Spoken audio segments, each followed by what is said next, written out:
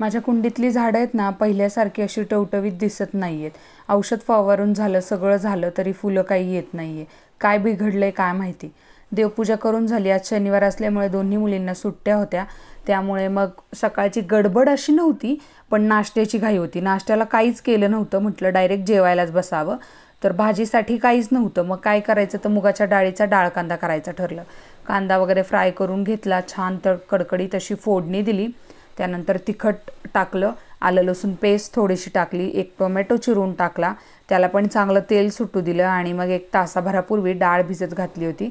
मुगाच्या डाळीचं हे एक इम्पॉर्टंट आहे की तिला भिजायला वगैरे लागत नाही. थोडा वेळ भिजवली ना 10 मिनटं तरी ती लगेच शिजते. मग अशा वेळी हरभऱ्याच्या डाळीचा डाळ कांदा खरं खूप आवडतो, पण ती भिजवली नसल्यामुळे गडबड होते. त्यामुळे मग मुगाच्या डाळीचा डाळ कांदा पटकन होण्यासारखा असतो, म्हणून तो करून घेतला. आणि मुलींची काही शाळा वगैरे नव्हती, त्यामुळे त्या रिलॅक्स बसलेल्या होत्या. एका बाजूला दूध तापवत होतं. पावट्याची आमटी करायची होती. बघा इथे पावटा मी तेलामध्ये मसाल्यात चांगला फ्राय करून घेतला आणि मग एक शिट्टी काढून घेतली आणि शेंगदाण्याचं कूट टाकून घेतलं.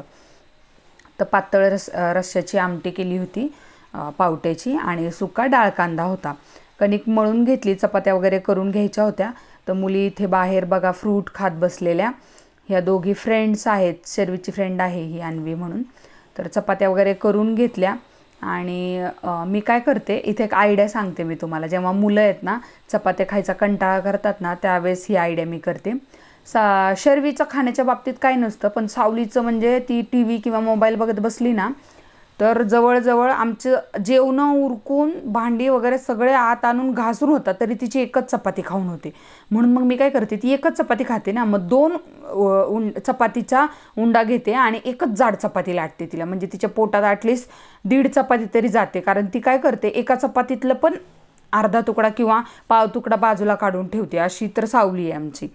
त्यानंतर मग सगळे नाश्ता वगैरे केल्यानं मी सगळे जेवायलाच बसलो सोबत. बघा 2 मुली पलीकडं, मी अलीकडं, आणि ह्यांचं ताटीकडं बनवून ठेवलं होतं.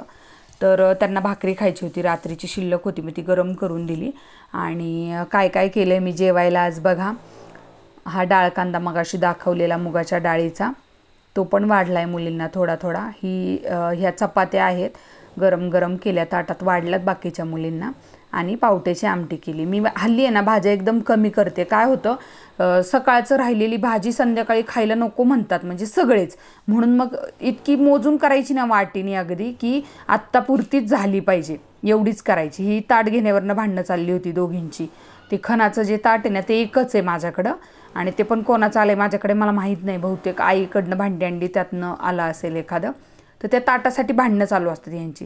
इकडे भांडी घासता घासता सावलीची गडबड चालली होती. मध्ये पाणी प्यायचं, मैत्रिणींना पाणी द्यायचं, काय काय खायला मागायचं, असं चाललं होतं.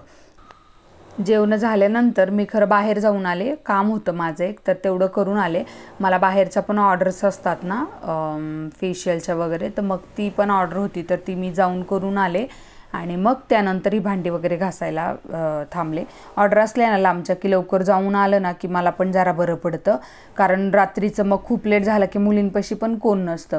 मग तसं मिस्टर ॲडजस्ट करतात. त्यांना सांगितलं की ऑर्डर आहे आज, तर 1-2 तास तुम्ही काढा म्हणून वेळ. जास्तीत जास्त 2 ते 3 तासाचे ऑर्डर असतात, त्याच्यावर नसतात. मी जास्त घेत पण नाही, कारण मुलीकडे लक्ष द्यायला कोण नसतं. आणि सावलीचं एवढं काय नाही, पण शर्वी कशी अजून लहान आहे, तर तिला एकटीला ठेवणं मला बरोबर नाही वाटत. आणि घरात पण कॅमेरा आहे, बाहेर पॅसेजमध्ये सुद्धा कॅमेरा आहेत, पण तरी नको वाटतं. मग भांडी घासता घासता मध्ये एक काकू आले, त्यांच्या आयब्रोज करायच्या होत्या, तर त्या आयब्रोज करून घेतल्या. असं कोणी ना कोणी सोसायटीमध्ये माहीत आहे सगळ्यांना, तर मग येत असतात. त्यानंतर मग कपडे पडली होती बघा, केवढी कपडे आहेत, तर मी ती धुवायला घेतली. आणि सावलीला नंतर फ्रूट्स दिले संध्याकाळी थोडेसे खायला 4-5 वाजता. दिवाबत्ती वगैरे झाली माझी करून. आणि मग संध्याकाळी पुन्हा खाली चालायला जायचं होतं, स्वयंपाक करायचा होता. तर एवढ्या सगळ्या गणगण असतात डोक्यामध्ये ना. बायकांचं आयुष्यच असं असतं. म्हणजे आपण हे स्वखुशीने करतो, असं काही कोणी बळजबरीने करायला सांगत नाही आपल्याला. पण हा आपला संसार आहे, आपली मुलं आहेत, आपली फॅमिली आहे, सो त्यांच्यासाठी आपण आवडीने ह्या गोष्टी करतो. आवडत असतील तर सबस्क्राईब करायला विसरू नका.